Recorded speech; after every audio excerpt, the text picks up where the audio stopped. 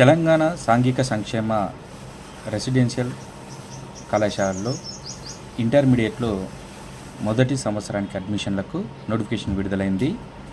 అది వచ్చే విద్యా సంవత్సరానికి అనగా 2026-27 విద్యా సంవత్సరానికి సిఓఈ, నాన్ సిఓఈ వొకేషనల్ కోర్సెస్లో అడ్మిషన్స్ కోసం సెట్ అనేది విడుదలైంది.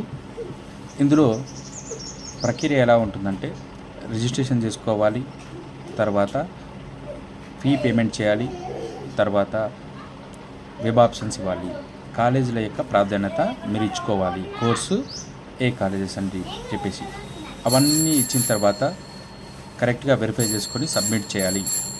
సబ్మిట్ చేసి మీ అప్లికేషన్ ఫామ్ని డౌన్లోడ్ చేసుకోవాలి. మరి రిజిస్ట్రేషన్కి ముందు మనకు మొబైల్ నెంబర్కు ఓటీపీ వస్తుంది. ఆ ఓటీపీని ఎంటర్ చేసిన తర్వాతనే మీకు రిజిస్ట్రేషన్ ఫామ్ అనేది ఓపెన్ అవుతుంది.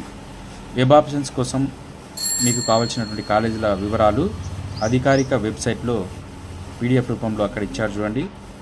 వెబ్సైట్లో మీరు కనుక వెళ్తే డీటెయిల్డ్ నోటిఫికేషన్ కింద ఉంటుంది.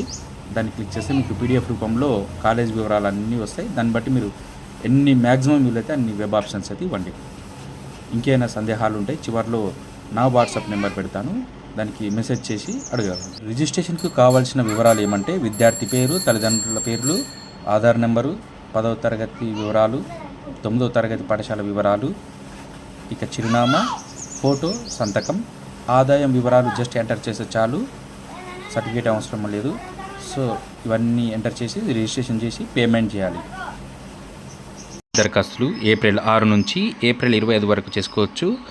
ప్రతి ఒక్కరికి 200 రూపాయలు ఎగ్జామ్ ఫీజు ఉంటుంది. వీలైనంత త్వరగా అప్లై చేసుకోండి. Thank you for watching.